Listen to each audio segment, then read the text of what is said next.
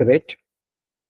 So we have 67% of the participants who are new to this proposal writing and are very much interested to learn the basics. Yeah, perfect. But we also have people who are actively involved in proposal writing and plan to start the proposal writing. Great. So here we have mix of the audience. And the next question is, in case if you are writing the proposal or you are engaged in the grant proposal writing, what is your area of interest? So are you particularly interested in writing proposals for the research kind of projects, so academic proposals, or are you interested into actual implementation? This is typically what civil society organization or non-profit organization will do, that works on issues of, let's say, climate change on ground or disaster response on ground or water and sanitation on ground, or you represent any other category. And you can be representing both, because today we see a lot of academic institutions and the non-for-profit organization actually coming together to write a joint grant proposal and submit it to the donor. And increasingly, it has been observed that donors are preferring such kind of partnerships. So I am quite happy to see that we have combination here. There are majority of the people who are interested in this kind of partnership. Yeah. Perfect. So we will stop our polls here, and I will now start with the presentation.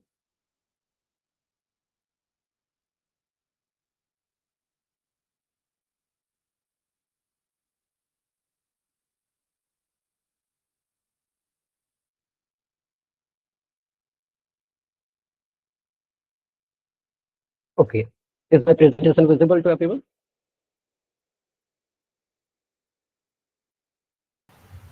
Yes, sir. If you could just press the hide button at the footer instruction that's coming. Yeah. Perfect. Thank you. Yeah, so as Dr. Raj introduced, I have been associated with an organization, non-for-profit organization called Mahila Housing Trust as Director of Programs. I'm leading the program operations in India, Bangladesh, and Nepal. In India, we have been working in almost 10 states, 35 plus cities, and I'm also the co-founder for the Health Grid Social Sector Solutions, which is a kind of think tank and technical assistance providing agencies to academic institutions, implementing partners, and projects with government also. So how I plan my session today. We have distributed 60 minutes. So first, welcome and introduction 10 minutes, where this poll were actually to understand the background of the participants. Next 60 minutes, we are going to spend on understanding the anatomy of the proposal, which means that what does a good proposal looks like? What are the different components of the good proposal, where we will talk about how to articulate a problem statement, goals and objectives.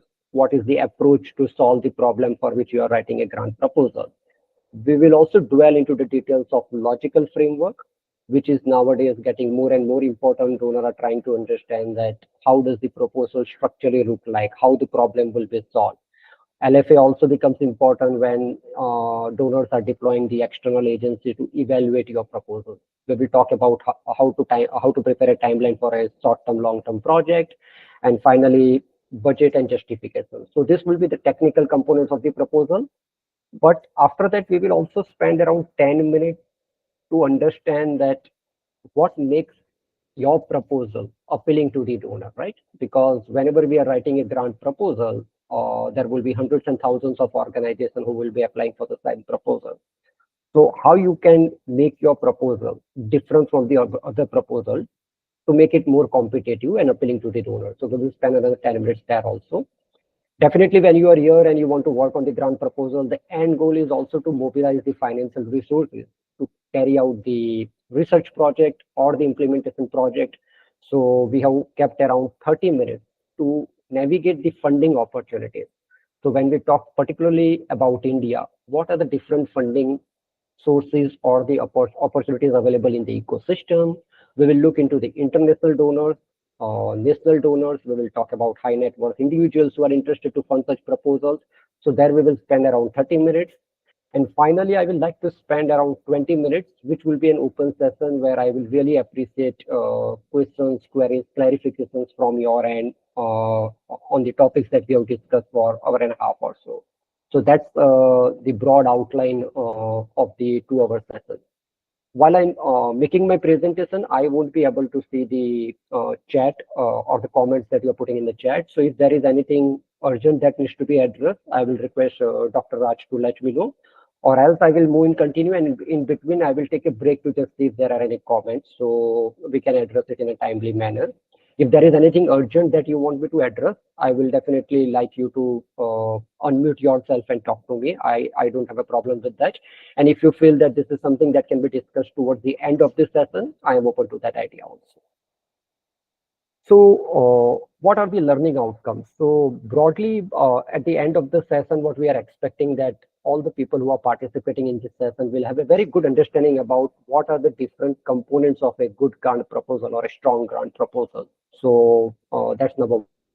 Secondly, we will go into the technical details about how to design a logical framework, or nowadays it's also called the result-based management framework or result-based management framework. What are the SMART objectives?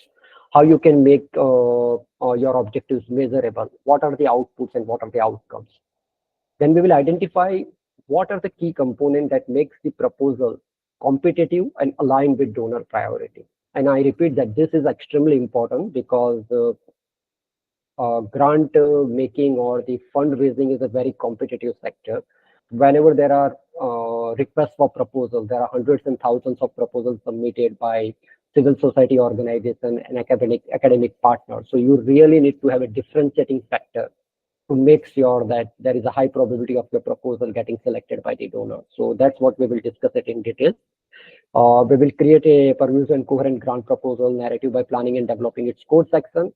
And finally, as I said it earlier, that we want to learn or we are interested to write grant proposal because at the end of the day, we want to mobilize the resources. So we will understand that what is the funding resources ecosystem in India, and which are the most appropriate funding agencies or the organizations which will be aligning with your priority.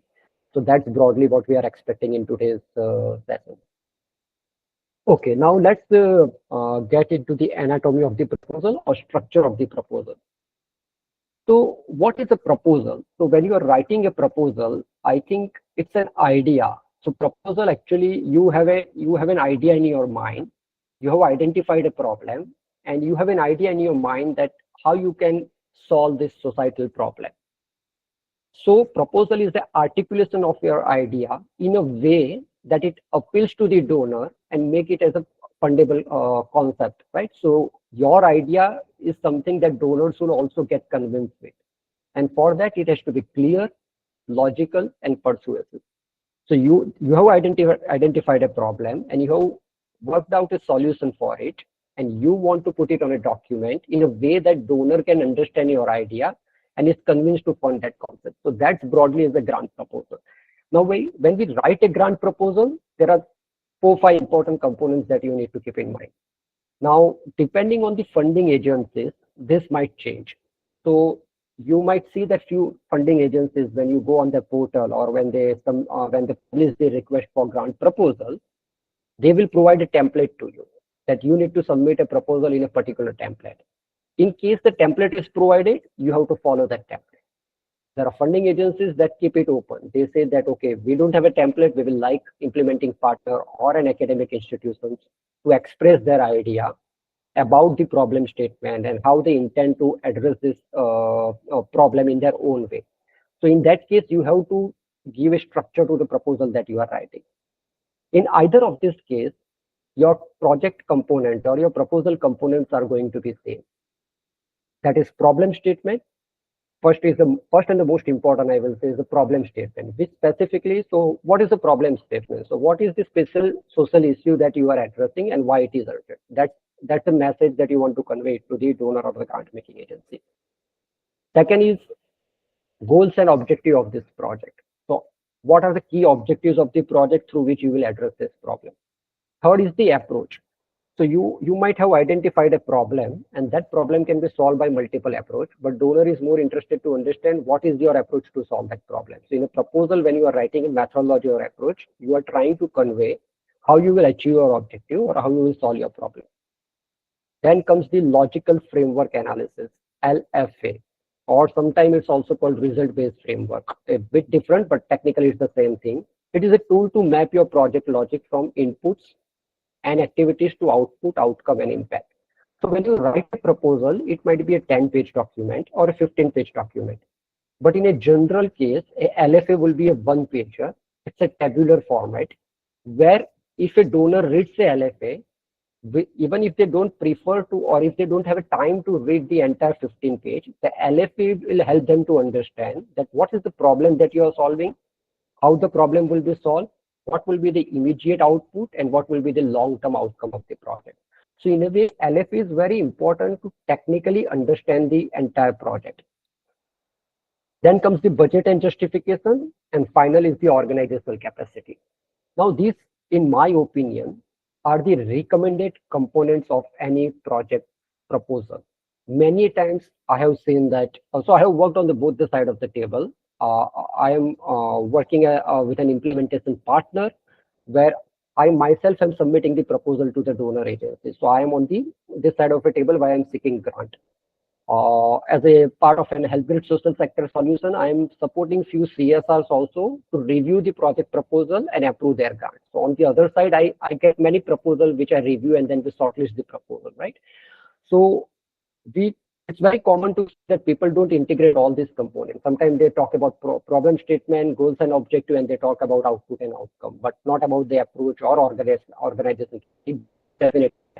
So I think these are the 6 components which I will strongly recommend that should be reflected in all the proposals that you are submitting it to the donor, unless donor has provided a template and one of this is not there. So this is something that we need to keep in mind. Moving ahead, let's talk about the problem statement. In my opinion, this is the most important component of the grant proposal. What are you trying to convey to the donor? This is the why part of the project. So what you are conveying when you're writing a problem statement is why it is important to solve this problem, why this problem is critical, and this is something that needs to be solved now. So now is the priority, right? Now, when donor is publishing a request for proposal, he or she will receive, let's say, hundreds or thousands of proposals, and people will have a different statement. So your problem statements will be appealing, and it will be written in a way or articulated in a way that convinces the donor that the problem that you're trying to solve is a problem for the society. And most important, it's an urgent problem. If I'm not solving it now, the implications or impact will be extremely on the vulnerable population. So I think that's the message that you need to convey. Now, how do you do that? So to convey that urgency, to convey that the problem is important to be solved, it has to be supported by evidence. So if I just write a problem and I don't provide any data or evidence to support my claim, then donor will not get convinced. So whenever you are writing a proposal, that it is extremely important that you are spending good amount of time in doing research. And by the research, I mean 2 kinds of research. One is secondary research to understand the broad area of the problem that you are solving. For example, if I'm writing a proposal on education sector or a sanitation sector, then I will do some secondary research on what is the sanitation situation in India. If I'm writing a proposal, let's say, for a small village in Maharashtra, then I will look at the sanitation situation in Maharashtra, in that particular district, in that particular zone, and try to identify the numbers that supports my evidence, right? So creating a secondary database that can support your problem statement. Second comes the primary data. So increasingly donor are more and more giving emphasis to the primary data. So the primary data is, have you talked to the beneficiary for which you are designing a proposal? What is their opinion? Do they feel that the approach that you are going to write in the proposal is something that will help them to solve the problem? So when I talk about data and evidence, I'm talking about the primary data, which has to be directly collected from the field. It might be local government bodies, local government officers, responsible NGOs in that area, and also the beneficiaries that you are going to work with. And secondary data, it comes from the literature review or regarding that data. Then comes the context, where and how this problem is occurring. So you're talking about providing some geographical information. You are letting donor know that why this problem is happening and who is getting affected by the problem. So problem might be affecting a larger population, but within that larger population, there will be a small portion of the population that are getting most impacted or affected by that problem. So are you going to benefit the larger population or are you going to work with the most vulnerable population, and why you have selected that population? So I think defining the affected population, or in another way, if I have to put it, the potential beneficiaries of your project is extremely important. Then root cause and consequences, right? So what is causing this problem and what are the long-term effect if it is not addressed? So this is extremely important aspect of the problem statement. So many times when proposals are get cleared in the first round, and many donors prefer to have a discussion with the implementing partner in the final round. This is the question that they generally ask for the huge grant. So let's say if it is a grant more than 2 crore Indian rupees, then this question is quite common from the people who are on the donor side, that what is causing this problem and why you feel that I need to address this problem next year. Can't I address this problem in next 3 years or 5 years? So I think the urgency of the problem and the root cause of the problem are the important aspect of the problem statement. So if we integrate this component, a project proposal in the problem statement, that will make a problem statement a very strong problem statement. Now let's go to next slide. Here is an example of a problem statement. I want all of you to read this problem statement very carefully and let me know whether this is a strong problem statement or not. If you feel that this is a strong problem statement, type 1 in the chat box. If you feel no, it's not a strong problem statement, then you can type 0 in the chat box. And use the criteria that we discussed in the previous slide to assess data and evidence, context, affected population, root cause, and consequence. Take a minute to read this problem statement carefully and do let me know your opinion.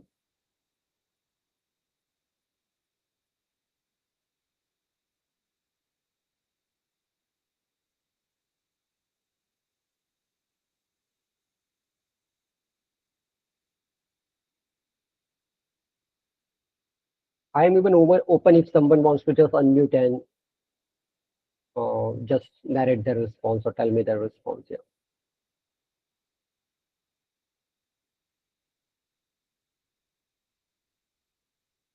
Okay, great. So I'm just checking the. So most of the people feel that it's a strong problem statement. Good. Very nice. I will wait for another 15 seconds.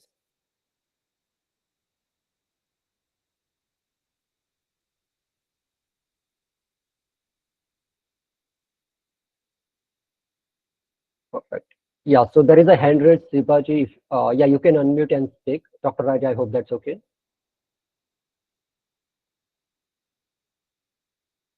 Okay, so we have Mr. Manoj Kumar who is saying not a good problem statement since it lacks evidence. Okay. So anybody wants to speak, they can unmute and speak this. Yeah.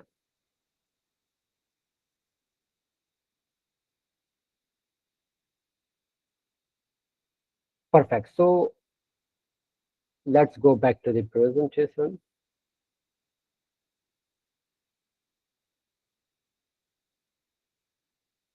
Okay. Now when I hope my slide is visible. So at a first look, if we have not looked into this criteria, this might seems to be a good problem statement. Now let me, so I will not say it's a bad problem statement, but I will rather say, can we strengthen this problem statement? The problem statement that I presented on this slide, this is, I will say 6 out of 10 proposals that I will review will have such kind of problem statement. It's not necessarily bad, but can I make the statement a strong problem statement? So here is an example. Now let's read at the strong problem statement. In the rural village of Mandal Taluka of Gujarat, the secondary school dropout rate for adolescent girls is 35%, nearly double that of boys. A June 2025 baseline survey conducted by our organization revealed that 8 out of 10 girls miss up to 5 school days per month during menstruation due to complete lack of safe, private, and functional sanitation facilities at school. This chronic absenteeism directly contributes to poor academic performance and a high dropout rate, severely limiting their future economic and social mobility. So just pay attention to the fonts that are in the blue color. So fonts that are in the blue color reflects the criteria of a strong problem statement that I presented in my previous slide. So both problem statements are talking about the same problem, but the strong problem statement is giving the specific details regarding the geography. See here they are saying that the dropout of for an adolescent girl. So they are identifying the target group, the target beneficiaries that they want to through this project proposal. And they are comparing, so overall the problem is affecting both, but I think the girls are saying 35% dropout rate compared to boys. So now here the gender lens has been applied. Now, if you are applying a proposal to a donor whose criteria, gender is one of the criteria for selecting the proposal, then if you provide such kind of data, there is very high probability that they will be interested to review your proposal. Now, so first thing is coming from your secondary data. The second point is coming a June 2025 baseline survey. Baseline survey is a survey that is conducted by an implementing organization on ground. So this is the primary data that is organization has conducted very recently. So if I'm writing a proposal in October, and if I have carried out in June 2025, it's considered to be a recent data. And we are saying that this is problem which is affecting 8 out of 10 girls. So it's showing the significance of the problem in terms of 80% of the girls, school-going girls, are getting affected. How they are getting affected? They are missing almost 5 days per month during the menstruation cycle. Why they are missing it? Because they feel that the toilet blocks, either they don't have the toilet blocks or the sanitation facilities, or if there are sanitation facilities, they are not safe, private, and functional sanitation facility. So this is the perception of the target population for whom you are designing the problem. Now this is very powerful. You have conducted a survey, you have conducted a research to understand the perception of the school-going girls, to understand why this dropout rate and how it is impacting. So there is a short-term impact and long-term impact. Short-term impact is poor academic performance, because every month I'm missing out on the 5 days. And when I don't perform very well in my academic career, then there is a very high chance that my family will not invest in my education, or probably I might not be very interested to continue my education. It can be lead to a dropout rate. So these are short-term impact. What is the long-term impact? Severely limiting their future economic and social mobility. If girl is not able to complete secondary education, then it will directly impact the future economic and social mobility of an individual, family, and a society. So now this problem statement covers most of the, I think all of the criteria that we have listed in the problem statement. Now, if you have two proposals in front of the donor, both the implementing organizations are doing the same thing, but one organization has written the problem statement, which is the first version, and the second organization and the strong problem statement, which is the second version. Definitely donor will like to go with the second version, right? So that's how you make your proposal competitive. If donor is not convinced with your problem statement, when there are hundreds of proposals held by an implementing partner and somebody is going to screen that proposal, the first thing that organization will look, the funding agency will look, is the problem statement. If they are not convinced with your problem statement, or if they are convinced with the problem, but they are not very sure whether you have done the research to verify that this is a real problem on ground, the proposal gets sidelined, right? So I think it is extremely important for a donor agency and an implementing partner to invest a good amount of time for articulation of the problem statement. Now let's go to the approach or the methodology part. So component 2. Now donor is convinced with your problem statement. Now second part is you have to convince donor how you are going to address that problem. So this is about how of the problem, or how of your proposal, how I will solve this problem. So in this example, we have given my strategy is, in a way, we are going to have 3 key interventions, or it's a 3-pronged. The primary issue that schools don't have infrastructure or infrastructure are not functional or of good quality. So I am going to build sanitation facilities through partnership with the school community. So that's my first that's my first intervention. I am providing them the infrastructure. Second, I am saying that this is a problem that requires a little bit of sensitization of the school going girls also, which means that teacher has to speak to the girl, talk to the girl, help them to understand that this is a biological phenomena, very normal. You can come to the school, there's a facility in the school which will address your needs, right? So you require somebody in the school, preferably the female teachers who can provide such kind of counseling. Hence, we are saying we want to build the capacity or the training of teachers on the menstrual hygiene management. And third, and the most important aspect is also about behavioral change community with the target population, that is adolescent girls. So we are saying that this is a problem which can't only be addressed by creating a good infrastructure. There is soft component to the problem that we need to address. So my one intervention is related to the hardware, and my two interventions are related to software or the soft component or the behavioral or the knowledge part of the proposal, and for the two different target audience. One is the trainer and second is the adolescent girls. So this is the approach. Briefly, I'm giving my approach how I'm going to solve the problem. Okay, now what is my goal and smart objective? So when we talk about the goals are the broad aspirations that the project aims or wants to achieve. So goal is generally when my problem will be solved, how the situations will look on the ground, right? So you are giving a current situation. You have in the problem statement, you have given the current situation. You have defined your problem. Now in goal, what you are saying, if this problem is solved, how the ground situation will change, how it will look like. So that's a broad goal statement. But donor is more interested in objective, that how specifically I can measure that the problem has been solved. So when you are writing the objective, and this is a very common framework, probably everybody on this call will know it. It's called the SMART objective, where SMART abbreviation stands for specific, which is clearly state what you will do. Measurable, define how you will track the progress and success. So what is the definition of your success? When you will say that project has achieved its objective, or while project is being implemented, how I'm going to measure it. Third aspect is achievable. So sometimes what happens that because the environment is very competitive, implementing partner wants to say that they want to change the world in next 2 to 3 years, which is not reality on ground, right? So sometimes they write such a beautiful objectives or list out the outcomes that entire world will change or the situation will totally change in next 1 year or 2 years. And that really looks good for read, but if reflecting on it, whether this is big change, something that can be achieved in a working project, or is it something that can achieve it in a 2?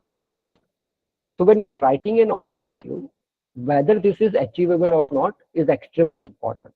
Increasing donor communities are getting more and more smart and intelligent.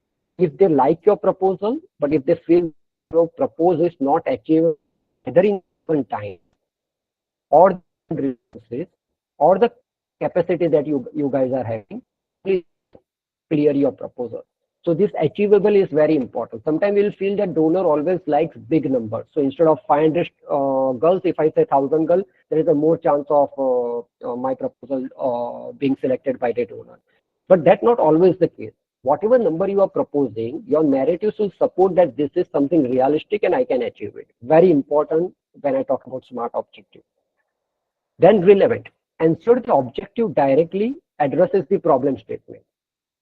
So I have defined the problem statement and donor is impressed with the problem statement. That's why he's looking at the second and third section of the proposal. Now when donor is reading the objective, there has to be alignment between the objective and the problem statement.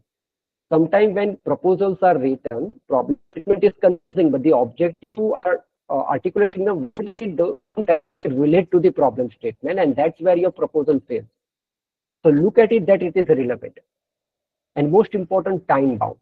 Set a timeline, a clear deadline for each and every objective that you are setting, because that will give confidence to the donor.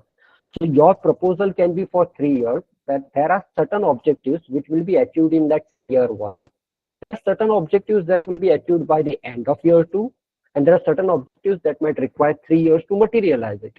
So when you write objective in that way, donor will get an idea that what is something that donor can expect in year one, what is something that they can expect in terms of change in ground in year two, and what will be the final impact or the outcome when the project ends in year three. So I think time bound, when you add a time aspect, it just increases the confidence of the donor in your idea. Extremely important. So here is an example. So what I will do when I'm explaining the component of the good ground proposal, I will continue with this example, the problem statement that we have seen in the first slide. I will continue with this example. So we are walking through a story which will help you to better understand the component of the project. So here is a goal and an objective. I will again request all the participants to spend 1 minute to read this goal and objective carefully and let me know whether these are smart objectives. The comment is on the objective, objective number 1 and objective number 2. If you feel this is smart objective, just put 1 in the chat box. If you feel these are not smart objective, just type 2 in the chat box. We will give 1 minute for everyone to respond here.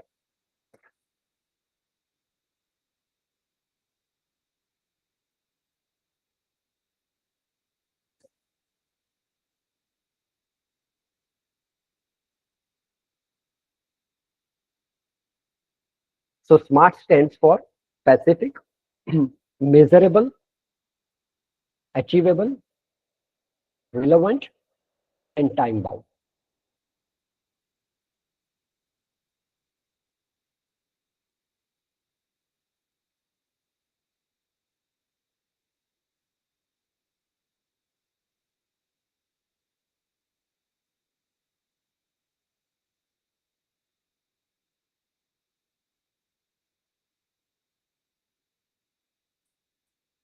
Okay, so Dr. Suresh has said it's not smart. Time not mentioned, not smart. Okay, so majority of response is not smart. And with Savant, will you be sharing this proposal? I will be sharing this proposal with the organization and organization will circulate to you. Okay, perfect. Let's go back to our. Yes, so all the responses say it's not smart. Now question is how we can make it smart. We don't have much time, so we won't go into the exercise. I have prepared a slide. Let's go to it. Go through it. And yes. So here is how we can make an objective smart, right? So first we have written objective 1 to improve sanitation infrastructure for girls in Mandal Taluka school. Now your smart objective by March 2027. So I'm starting with a time bound, right? T, the last component of the smart, to construct the and operationalize 4 gender segregated toilet blocks with running water and hygiene facility in 4 secondary schools of Mandal Taluka, benefiting 500 adolescent girls. So it's specific what I'm doing, it is measurable. I am saying I am reaching out to 4 schools, I am constructing 4 gender segregated toilet blocks. So it was about safe, it was about feeling personal, it was about privacy. So when we say gender segregated, we are saying that it's not a common toilet facility for boys and girls. We are trying to create a separate facility. So adolescent girls are more comfortable using that toilet, right? So there is a specificity to it. It's measurable. I have put in the number.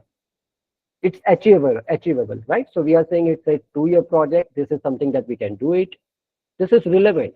The problem statement that we identified, girls were not able to go to the school because they feel that toilets are not safe. It doesn't provide privacy. So it's relevant and it's time bound. Same the second component, objective 2. Earlier it was to raise awareness about menstrual hygiene management. Now the smart articulation is by June 2027 to design and deliver a comprehensive menstrual hygiene management education program to 500 adolescent girls and 100 female teacher staff, resulting in an 80% increase in MHM, that is menstrual hygiene management knowledge scores, right? Again, time is there. Now, if you look at the 2 timelines, the first objective say by March 2027. So that indicates to the donor that I will finish my toilet construction first and then I will work on the soft component of it, right? So by June, my trainings will be over. Then here we are saying we are working with the teachers and we are working with the adolescent girls. And we will provide them the training programs and the behavioral change communication, which will increase the MHM knowledge by 80% score, which also means that you will carry out either you have captured the score, what is the baseline in terms of menstrual hygiene management knowledge, or you might do it in the inception state of the project, right? Now, looking at this smart objective, donor will get a confidence that, okay, those are relevant, smart, and time bound. This is extremely important because uh, once donor is convinced about your problem, your approach, objective generally give them the confidence that this is achievable. Though implementing partner has a clear understanding about the problem and has brainstormed a lot in terms of how this project will be executed on ground over the next 2 years. So that's about goal and smart objectives. Okay, now this is important. Now we are coming to the logical framework component, LFA. What does LFA mean? So LFA, as I said it earlier, so when you write a narrative proposal, it can go to 10 page or 15 page. So in all the big grant making agency or the donor agency, they have a department called monitoring and evaluation, or they will have a person who is an expert in monitoring and evaluation. So that person will generally assess your proposal looking at an LFA. So what is LFA? So LFA essentially has this 5 component.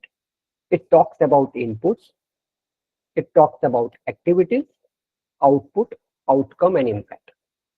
Input is what are the kind of resources that you will require. It talks about financial resources, human resources. In overall, what you are asking from the donor is an input, or sometimes it might be also from the community, but you clarified. Then you are saying what are the activities that you will conduct, right? So you have given an objective, but under this objective, then you will have an activity. What are the activities that you will carry out on ground or in field to achieve your objective? So objectives are action, events, work carried out to achieve the project objective. Then it is an output. Now, here it is extremely important. I have used 2 words, output and outcomes. You need to have a very, very clear understanding about what are the outputs of the project and what are the outcomes of the project. If your proposal is selected and if donor is interacting with you, it is very likely that they will ask a question of what are the output and outcome and what's the difference between output and outcome. So output is something that is delivered when your activity is completed. It's a direct, tangible, and in most of the cases, measurable product of your activity, right? So immediately at the conclusion of the activity, whatever results are produced are called the output. What is outcome? So outcomes are short and medium changes in behavioral, knowledge, skills, or practices in the target audience. This is a change you see because of your output. So what happened? You complete an activity. For example, I constructed a toilet. My activity was build 4 toilets. Now 4 toilets has been constructed. So that's my output. But after construction of the toilet, earlier girls were not coming to the school during the menstrual period. Now they have started coming to the school because their needs and privacy things has been addressed. So they have started using the school facility or the school sanitation facility. Now that's the change in the behavior. Instead of not going to the school, they have started going to the school, continue their academic year, right? So that's an outcome. So generally what happens, output is an immediate thing. Outcomes take some time. Outcome also requires little bit of soft component. If I just create toilets and if I'm not carrying out any awareness activity, probably even after constructing a toilet, people are not going to use that toilet. And we all are very much aware about a flagship program that government of India has carried out, which is called Swachh Bharat Mission, right? In that, crores of toilets has been constructed in rural area and urban area. If you go to the Swachh Bharat Mission and carry out and read the report carried out by external agencies, there is a large portion of these toilets which are not being used. Because what happened in Swachh Bharat Mission, the entire focus was only on constructing an infrastructure and not actually encouraging people or focusing your interventions on behavioral change. So toilets were constructed, but still people were defecating in open area. So beside your intervention, the problem was not 100% solved. So you improve the access of toilet from, let's say earlier it was 30%. I'm not giving the exact number. 30% with Swachh Bharat Mission, now it's 95%. But people are still defecating in open. And if you go to a city area or if you go to a village, it's very common to see people defecating in open area. beside having a toilet. So outcome is whether the problem has been addressed in a comprehensive way or not. This will be change in behavioral knowledge, skills, or practices. So using toilet is a practice. So girls start using the toilet and not taking leave during the menstrual cycle is an outcome. And then impact. So the impact is the ultimate long-term, the broader change in a community or a system that the project contributes, right? So impact is related to your goal. What the situation will look like when the problem has been solved. So this is a big difference that you are targeting to make on ground through this project intervention. So there is an input, which is financial resource, human resource, or any other thing that you require to execute a project. So it's a fuel for your activities. Financial resources is a fuel, right? Activities are simple, the things that you carry out, action, events, or work to achieve your objectives. Output is something that they receive at the completion of the activity. Outcome is after some time, mainly dealing with the behavioral knowledge, skills, and practice change. And impact is overall situation change on the ground as a result of the project. So you need to understand this sequence very carefully. It starts with inputs, followed by activities, output, outcome, and impact. So this output, outcome, and impact, these are all are technically called results. What are the results of your project? So output is also a result, outcome is also a result, impact is also a result. But they are in a higher level of the order, right? So output is a lower level result. Outcome is a little bit higher level of the result, and impact is the final result that you want to achieve through this project component. So that's about LFA. I'm going to take a break for a minute. If anybody has any question till now, or particularly on the logical framework, I think it's important that we clarify it now because it's a little bit of technical. You can type it on the chat box, or you can even unmute and talk to me, please.